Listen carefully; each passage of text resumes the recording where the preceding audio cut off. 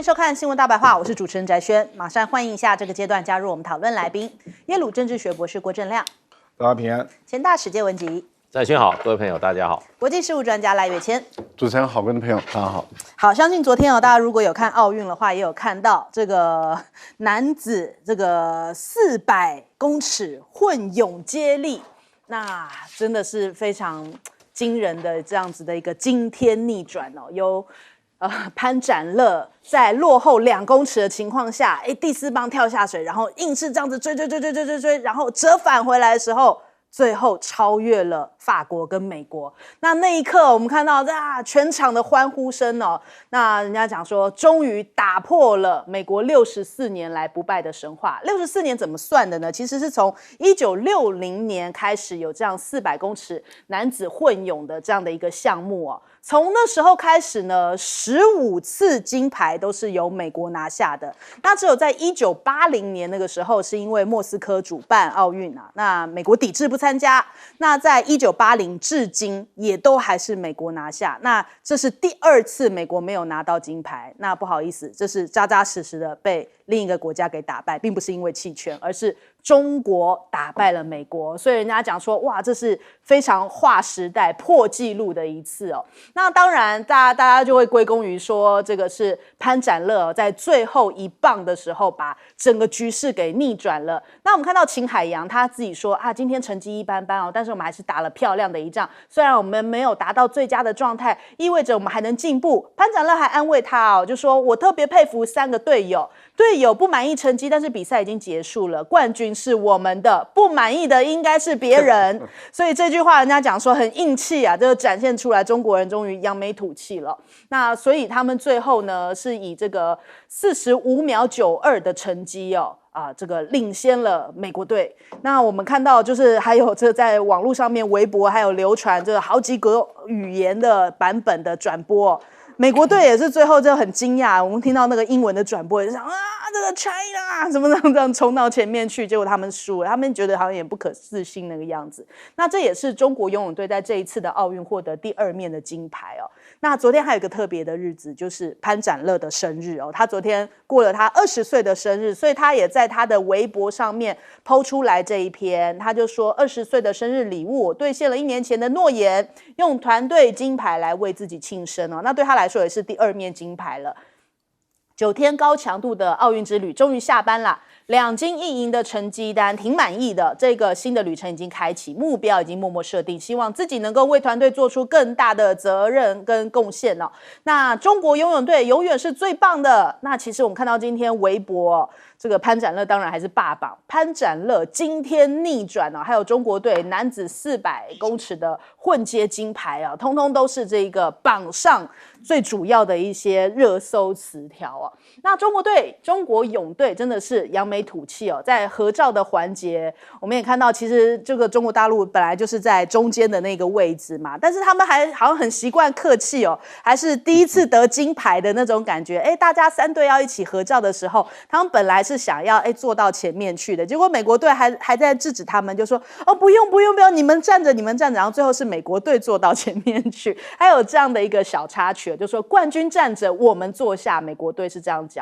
然后现在甚至连一些美国选手都开始改口风了，开始在称赞中国选手，比方说美国的泳将这个德莱塞尔，他就讲说我们很希望争夺金牌，因为那是我们传统的一个项目但是我们不得不接受中国队、法国队崛起的事实。其实一开始的时候法国队是领先的法国队是位居第1的，后来是被美国队跟这个潘展乐就是在最后那一趟给追上来，所以法国队到了第3。那他说现在这个中国队变强大了，也有助于世界游泳运动的发展。那另外一个这个美国的泳将莫菲他也讲说，今天中国队表现好一点我们可能给自己太多压力，也向中国队致敬他们今晚游出了一场伟大的比赛，的确这已经是破纪录的，从美国人手中从来没有人可以从他们手中拿下这一个比赛的金牌，这一次被中国大陆拿走了。那再来，我们看看这个秦海洋也讲，其实这一阵子他们也是饱受了非常多这种不公平的待遇，就是药检这件事情一直都在干扰他们的一个备战节奏。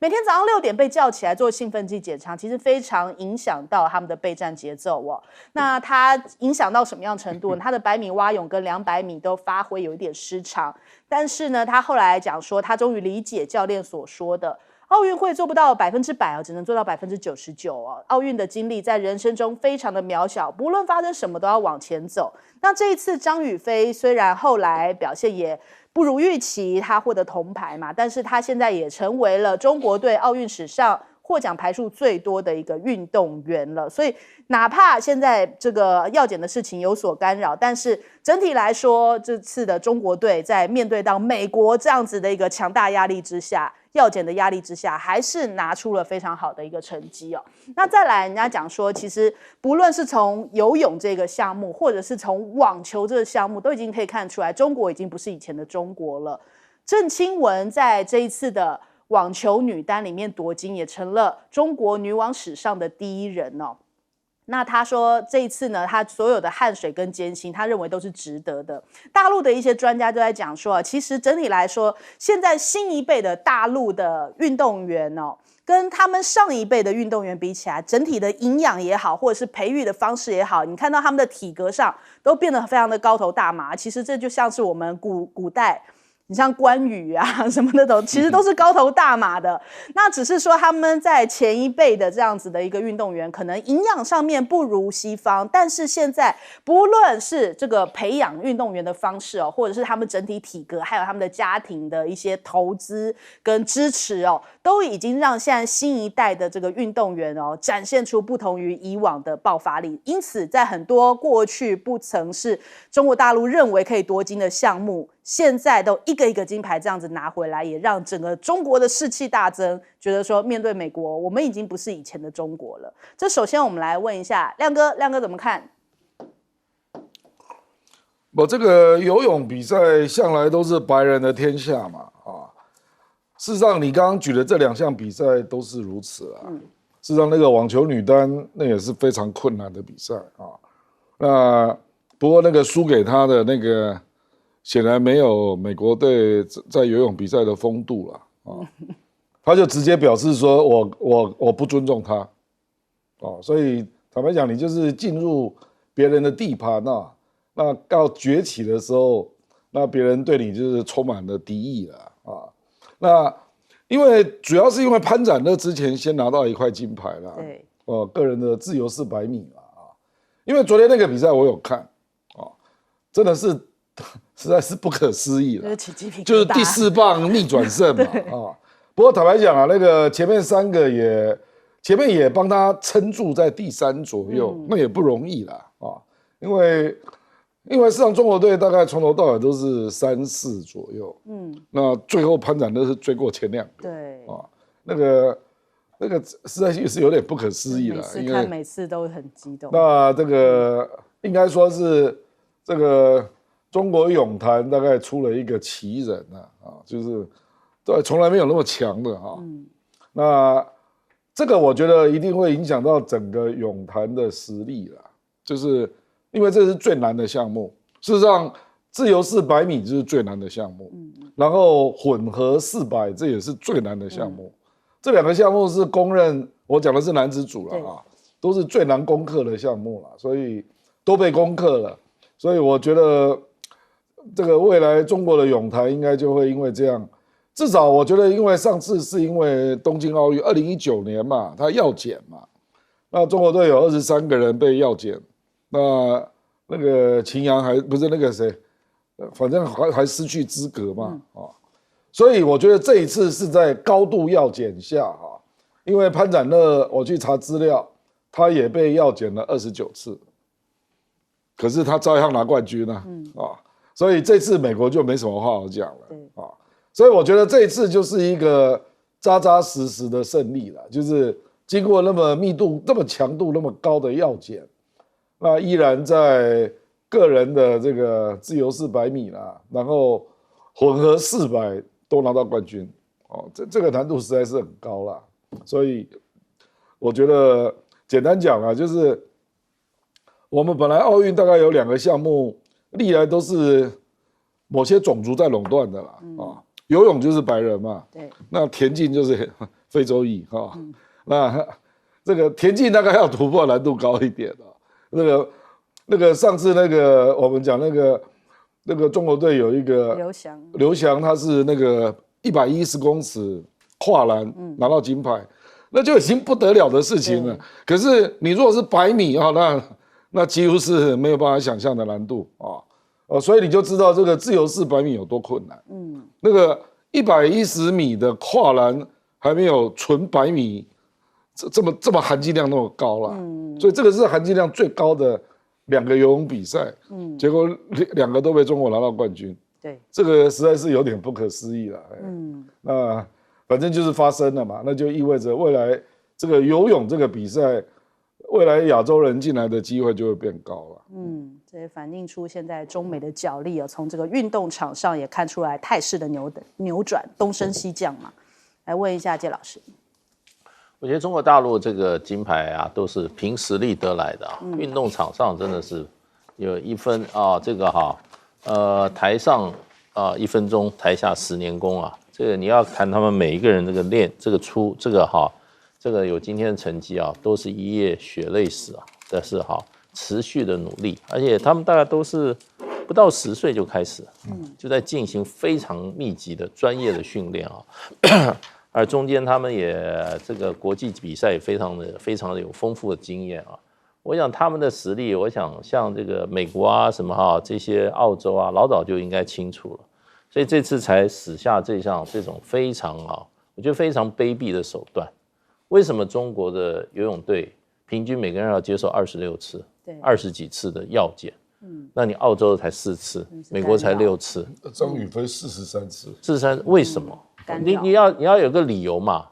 对，而且你早上6点钟就叫人家爬起来接受你药检，一天接受个5、6次，那大部分时间都在那边药检啊，他这个心情上不会受影响吗？对，这是一个极不公平，而且极明显的一种骚扰，这不是歧视，我认为这就是一种不是心理作战了，就实际在打击中国队的这个实力以及士气，两管齐下了。那我觉得这个虽然中国大陆赢了这么成绩算是不错可是如果没有这一些骚扰，我觉得应该会更好。像这个秦海洋他就讲了实话，这些都不是老千军都是蛮年轻的小朋友有什么说什么那事实上我觉得这种事情不应该就过去，应该要有一个说法嘛。为什么要早上6点钟来检，然后5、6次？然后我们昨天也看到消息，法国那个鱼王，他很多都没有检查，那为什么他可以比赛呢？最后去选手村找他的时候，他说对不起，他因为不太适应，他搬到别的地方去住了，所以就没有检查。对，而且现在我们也发现一个问题，就变成美国队有很多哮喘病，都号称有哮喘病。他都可以服药，对不对？那哮喘病是这个肺的这个肺气管的这种扩张嘛，对。那你对你的游泳的表现当然是会有，你的肺活量会增加，对不对？那当然是有帮助啊。那你怎么认定他今天他有哮喘病，他可以吃哮喘药，别人不可以吃？对。还有就是说兴奋剂的种类，对，因为现在人家说每个这个美国选手为什么比赛完以后脸都涨得通红，像那个紫色的脸，紫像那个紫番薯的脸，那为什么？那国际的这个组织，还有美国的药检组织，能不能给个交代？所以我觉得很多事情就是不能过了就算了，还是应该要追究到底啦。这个我觉得对中国大陆这种作为游泳队的作为，实在听了真的令人这个不可思议啊。不可思议，而且出于什么理由要给个说法吧？好，赖老师，奥运已经到一半了我们看到奥运从另外一个角度来看，是一个国家的实力的一个展现。过去中国大陆可能在某些项它有一个优势，例如说乒乓啦，然后在体操啦等等有一些优势。可是我们现在看到，在过去白人或者黑人掌控的支配的这个领域，那中国的代表队已经开始都进去了啊。这一次的游泳那么的引起大家关注，就是因为它长期以来是美国人掌控的一个领域。现在最艰难的100米被中国大陆拿下来了，然后4×100的，就是4位100米接力赛也被中国大陆拿下来了。不管男子或者是女子，那表现都非常的亮眼。像在网球这个部分里面，中国也把它拿下来了。所以在越来越多的领域中，中国的代表队它已经开始慢慢的扩大发展，在全方位。在上一次中田径啊也有很杰出的一个表现。那当然我们都知道，下半场之后，就开始进入田径领域了。那又是美国黑人的天下啊。那我们再强调是美国黑人，不是美国白人哈。那所以美国白人能够擅长的领域，可以看出来越来越有限了。在桌球这个部分不亮眼啊，在游泳队也慢慢的失去了他的独霸的一个时代。那其他的领域中，体操啦或者是各种运动，美国的这种表现其实越来越一般。这样的一个情形就代表这个国家其实它有在衰败的一种迹象，而中国正在那么大量的崛起发展。所以一个是往下走，一个是往上走。当然大家对于往上走的是更寄予厚望。而且这次中国代表队中4×100的就是4位100的接力赛里面，你看有3位他们都不满意自己的表现，不满意自己的表现，其实就反映出他们还会再努力，还会再成长，而已经都拿到金牌了，而他们还是不满意，他们还要再成长。这个严格上来讲，这个会对美国来说会有多大的一个压力？那我们都可以看到，这一次美国战术性的这种用阴招的方法，要阻碍中国在游泳队里面的一个表现，那是因为大陆的记录。那是科学上的记录，是很具有挑战性，对美国队有很大的威慑力。所以美国用这种阴招，这个不让我们不由得的不赶快联想，4年以后在美国办呢？那在美国办的话，美国各种阴招都耍得出来，而他们的 CIA 那么或者是政治或者是各样你想象不到的东西介入，所以我坦白说，我现在是提心吊胆，4年以后该怎么办呢？所以我这边强烈的主张，4年后中国的代表队去的时候各种仪器都要带过去，所有的仪器都带过去，而且要很大张旗鼓的带过去，而且每一天要检测空气、水所有的东西，甚至包括他的床单、床垫选手村里面每一天都要检测，而且要公布数据，让大家知道说，我们对你美国一点都不信任，你美国什么阴招都干得出来。所以我们每天检测，每天公布，而且我们也帮助其他的运动选手去检测，只要会威胁到美国的运动选手的国家，我们都帮你去做检测。我觉得要让全世界知道美国这个国家什么阴招都干得出来，所以中国要把全方位的仪器都带过去，而且不要忘了，所有的饮食、所有的餐饮全部都要自备，千万不要用他们的当地的东西。免得谁晓得他给你空气放一些类固醇啦，给你床单放一些什么东西啦，兴奋剂啦，然后就赖在你身上，这一点千万一定要小心。好，我们先休息一下，广告之后马上回来。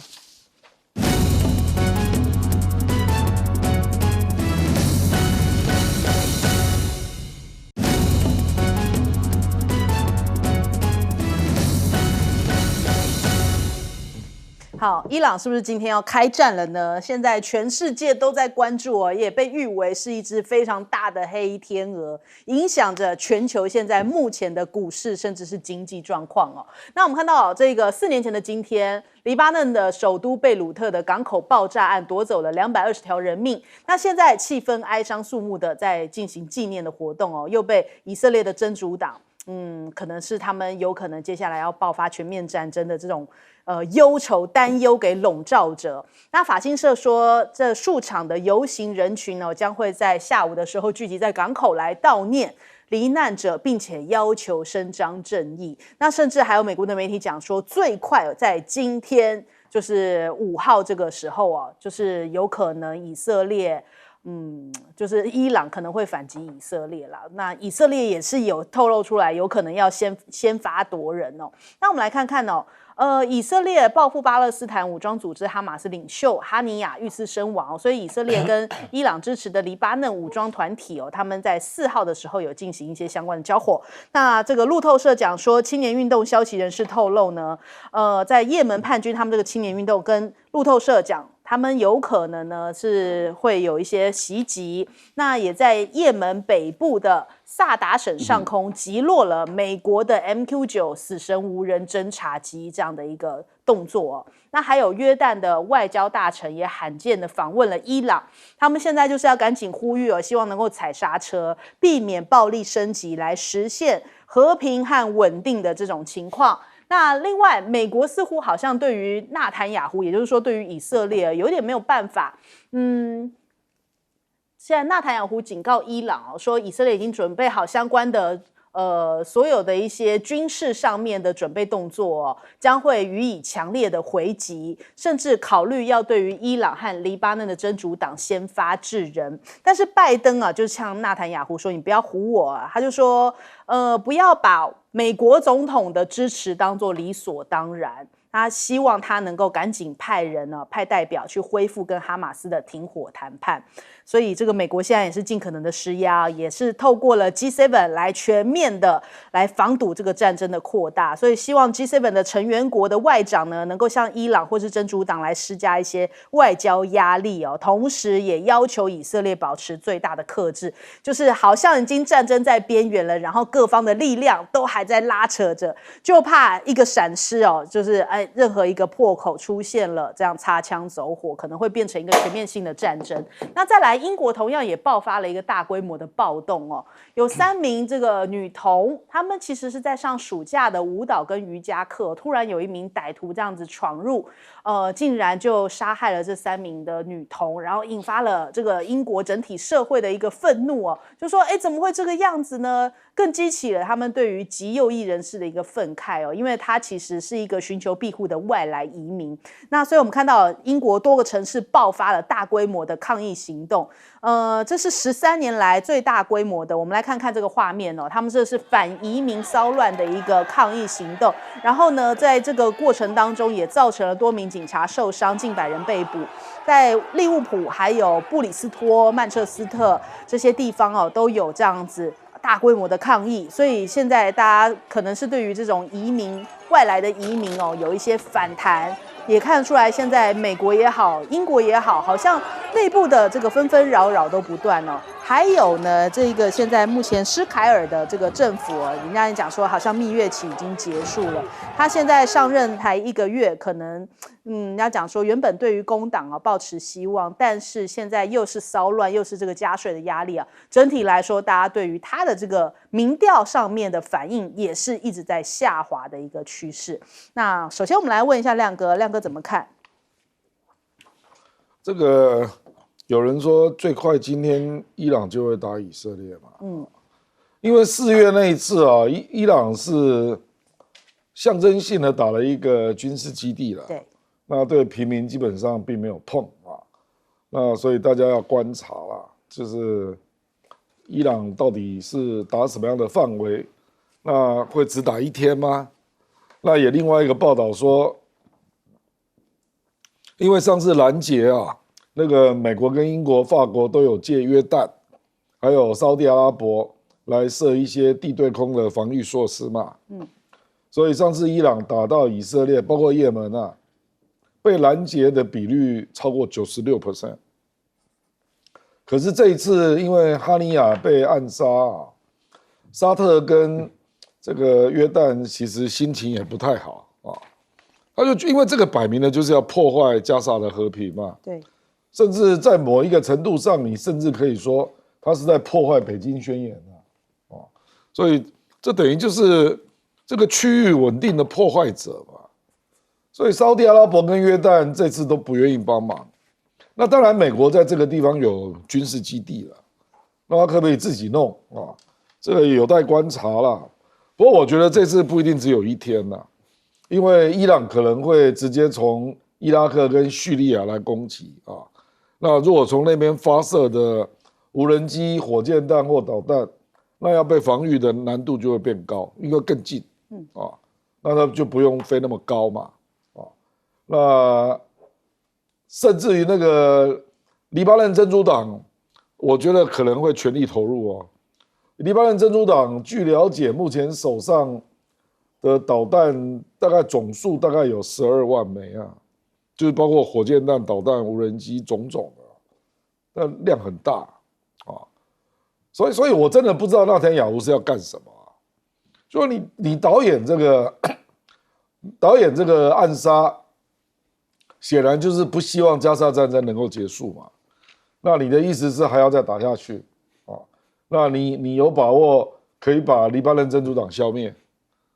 我真的难以想象啦。这个据了解是伊朗知道他们要跟以色列如果要短打的话，他们打不赢啊。可是我如果把时间拉长，用消耗战的方式，那以色列会很累哦。因为以色列的总兵力啊，大概只有17万人，所以因为他的人口受到限制嘛，所以事实上，如果他跟你拉长来打，那黎巴嫩真主党这个战争，我估计他要死不少人，会远远超过哈马斯啊。所以而且我不知道这个战争要如何结束了啊。如果真的就是这样没完没了的一路这样下去啊，就是你可能会看到一个不是大规模的战争，可是却是不断冲突的战争，变成是这样啊。那事实上对美国民主党来讲也会是一个 trouble 因为反正民主党的选民就会因为这样分裂嘛。好，请教介老师。对，其实中东这个现在这么混乱啊，其实慢慢我们也这么长时间的讨论，其实真的会发觉，这个有不希望它和平的一个力量在这边啊。就是说，以色列真的是一个问题，对不对？他为什么突然去暗杀别的，就是说哈马斯的这个政治领导人，而且呢跑到伊朗去暗杀，这个他知道这个后果很严重啊。为什么会做这种事呢？你说为什么选在这个时机？其实这个时机真的就这个巴勒斯坦人来讲的话，北京宣言是他们这个几十年来难得一次大的团结，那你就是要破坏他团结嘛？你就是要把他最难在这个问题里面最难去接受那个结果的，也就是接受这个法塔作为一个怎么样？作为对外代表巴勒斯坦人的唯一的一个合法政府，另外还要成立一个联合政府，所以这个很难得的突破。你看这个是对和平多有帮助的，结果呢，以色列就立刻就出手，而且把伊朗也拉进来。伊朗跟以色列是势不两立的你这样做后果你一定知道。可是问题就是说，今天有人在讨论说，伊朗说以色列这一次攻击这个伊朗事先美国都知道，美国同意，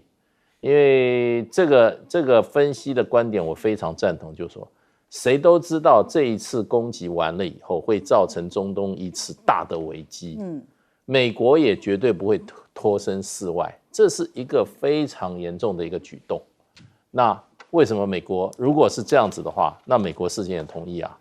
那是不是美国也基本上希望中东继续乱下去呢？也不希望中东有和平的迹象呢？所以我是觉得，就是说，其实从国际政治，我们光别的不讲，就是你看有些国家的行径，我们这次就讲以色列跟美国的行径，真的就是唯恐天下不乱对不对？然后呢，这个一打了以后，很多国家都被将军。刚刚提到，比如说沙特，比如说约旦，甚至伊拉克、叙利亚，全部被拖进去。为什么？因为伊朗如果要打飞弹的话，它要经过哪里？它要经过约旦，经过伊拉克，这个中间，美国为什么派2艘航空母舰去？基本上它就要用这些国家的领空那约旦跟美国有特殊关系，然后呢，这个伊拉克现在被美国还有空军基地，它就要用它的领空来对付伊朗这个从他们领空过来飞弹。所以我觉得这个之前这些2个国家都知道这个问题，可是还是要把这个情势往这边带所以我觉得看到这些国家作为我们在亚洲，我们也不要觉得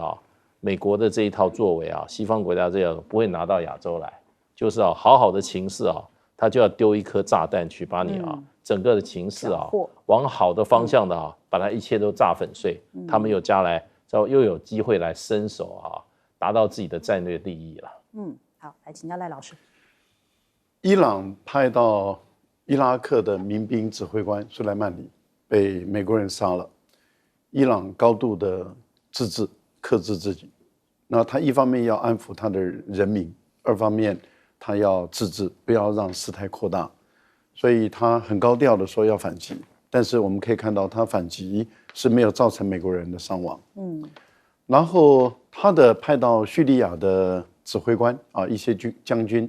然后被以色列炸毁杀了，他仍然高度的克制啊，一方面要大张旗鼓的啊说要对于以色列军事组织进行攻击，二方面我们也看到他没有杀到任何以色列人。可是我觉得他的这2次的高度的克制被美国跟以色列解读误读啊，误解成为以为不敢，你是纸老虎，你是软弱的，你可以欺负。这一次就直接在伊朗的家里面就杀了啊这个哈马斯的最高的政治领袖。那杀了以后，你看这个内塔尼亚胡他现在的讲法是这样：如果你伊朗报复的话，我会先发制人。先发制人就是你还没采取军事行动之前，我就开始比你更快一步打你。这意思就是说我杀了你，你不可以反手。如果你真的要反手，我会再打你。这个是不是始祖的流氓的形态？恶霸，这就是恶霸了，这就是流氓。而这个恶霸、这个流氓做的这些动作的时候，美国说我无条件的支持以色列。美国说我无条件的支持以色列，所以他的先派这个罗斯福号航母过去，现在又派林肯号过来，然后让罗斯福号航母去红海执行他的任务，然后接着把欧洲的这些这个 F-22的战机派过来了，也把这些导弹护卫舰跟驱逐舰都派过来了，而且也要到这个约旦建立起一道一道的拦截系统。所以从海上要拦截伊朗，从陆上要拦截伊朗的导弹，然后再要以色列自己的国家来拦截伊朗打他的导弹。所以美国摆明了就是无条件的挺以色列，支持以色列。这样的一个动作其实是引起了中东地区很多人的公愤很多人的不满。然后一看到事态严重了，接着又开始故意放出消息说这个拜登骂内塔尼亚胡。这很明显的就在演戏，在创双簧换言之，也就是说，拜登政府，我觉得他这一届的政府把美国人的信任、美国人的信用跟美国政府本身的讲话，我觉得都践踏到毫无任何可信度可言。我觉得这真的是一个可悲的一届的美国的政府。好，我们先休息一下，广告之后马上回来。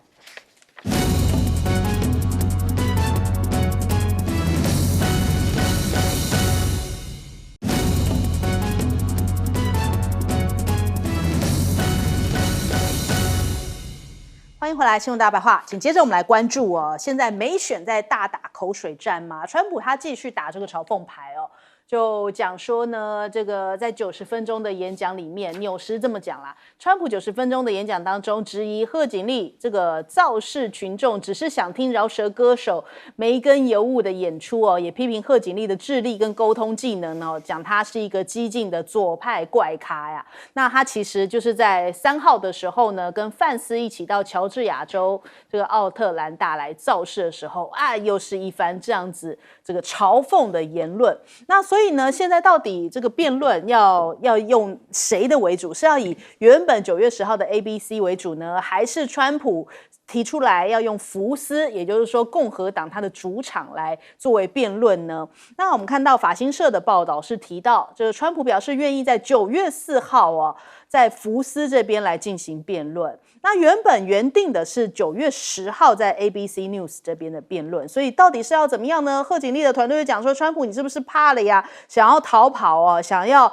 这个退出一场你原本已经答应的辩论。那他其实9月10号这一天原本是答应好跟这个个拜登的辩论哦。那因为现在变成了贺锦丽嘛，所以可能川普团队就觉得说，哎，那就不算啦，那要以他提出的为准，就是要到福斯这边来。那人家讲说，这是不是因为福斯比较站在共和党这一边，你认为对你比较有利，所以你不敢用这个原本 ABC 答应要辩论的这个时间点来正面交锋、正面对决呢？那的确，现在贺锦丽在整体来说，好像这个民主党大家这个全面归位的这种情况之下，他的气势的确有起来哦。7月份的狂募，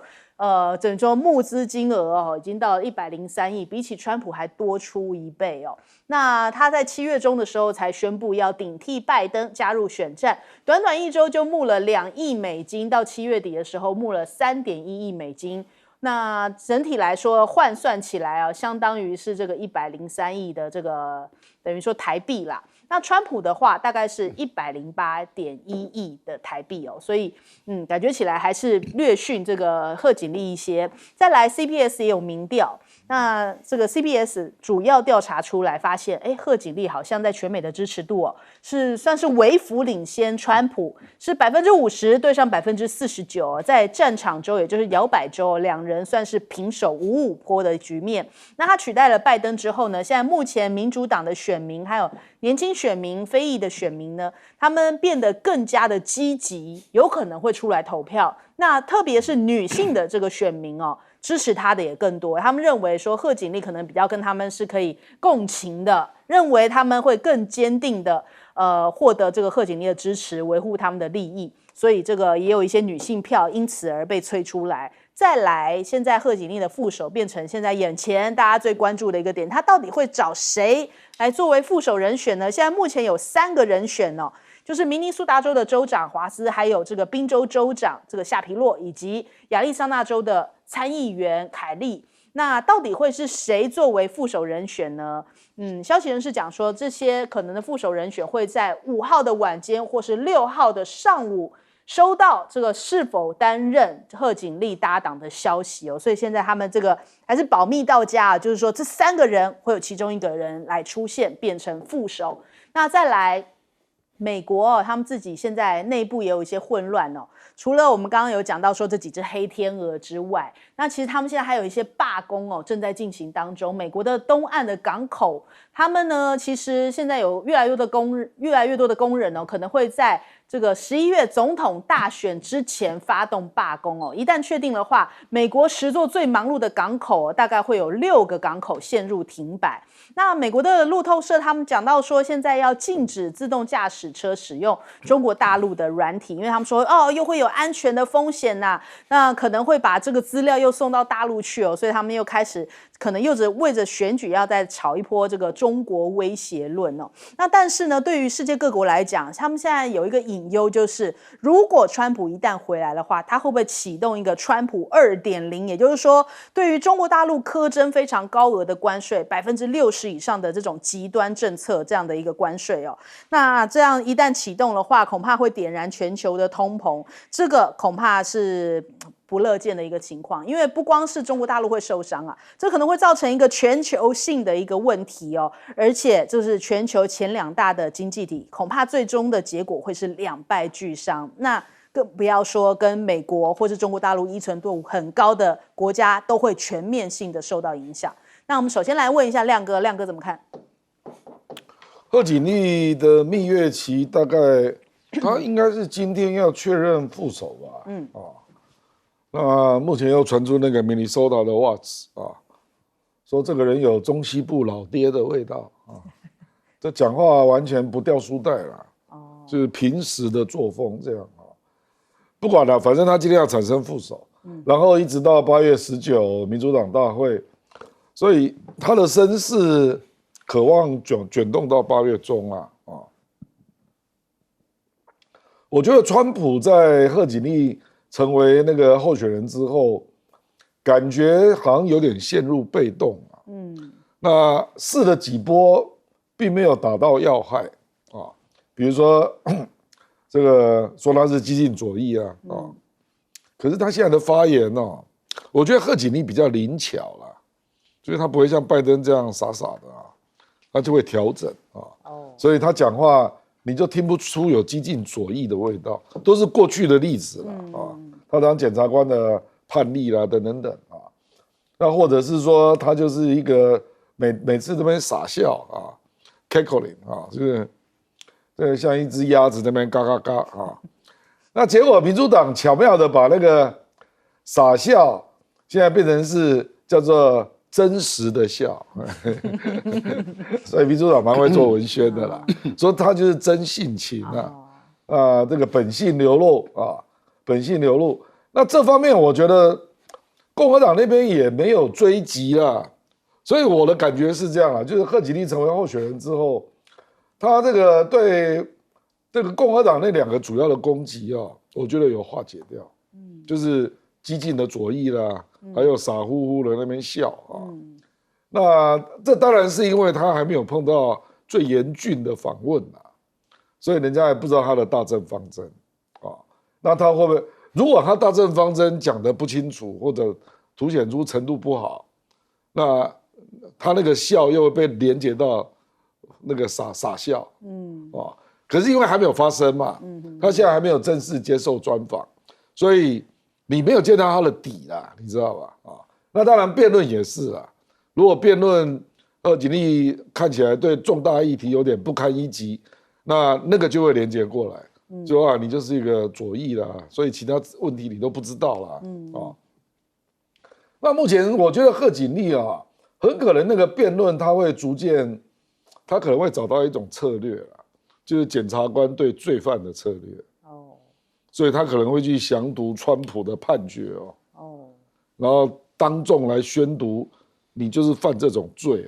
了所以我是觉得川普给我感觉在这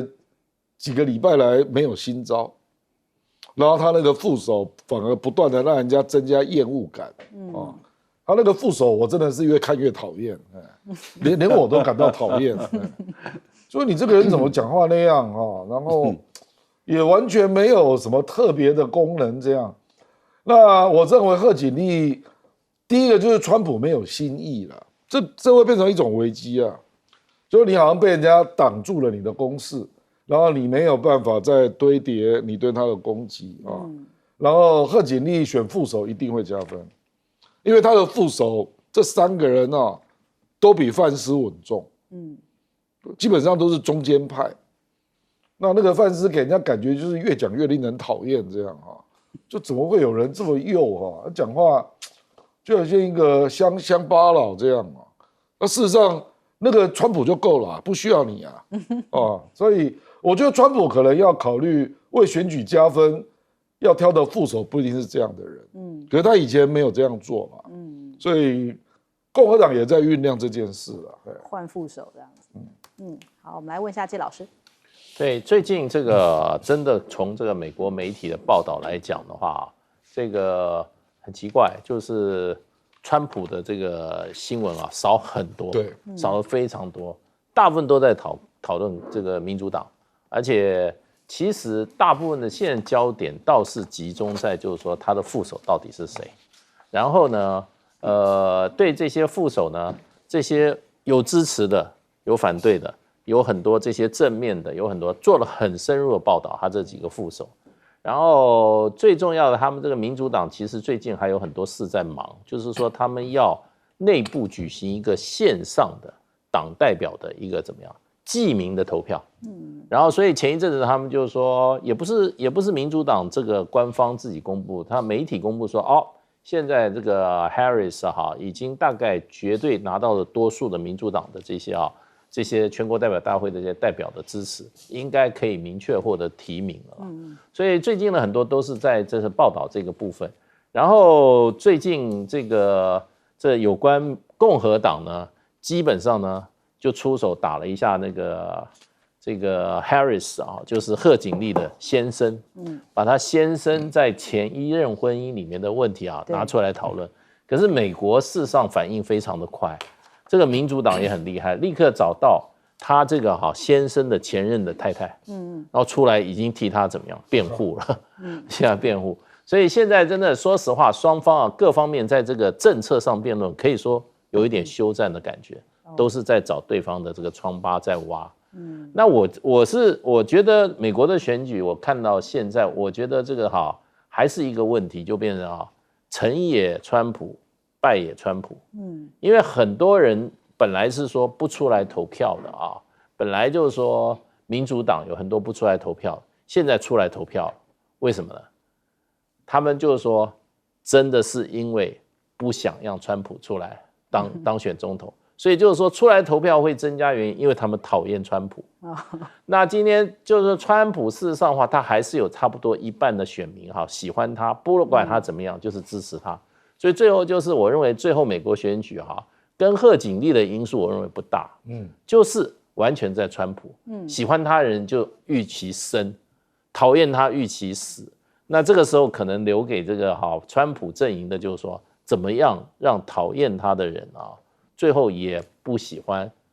这个贺锦丽，会发现你贺锦丽所以这会不会是这一段时间整个川普阵营非常怎么讲，非常低调，非常不出声的，可能是一个原因之一吧。好，赖老师，川普现在要为他自己的判断错误付出代价了那他最后的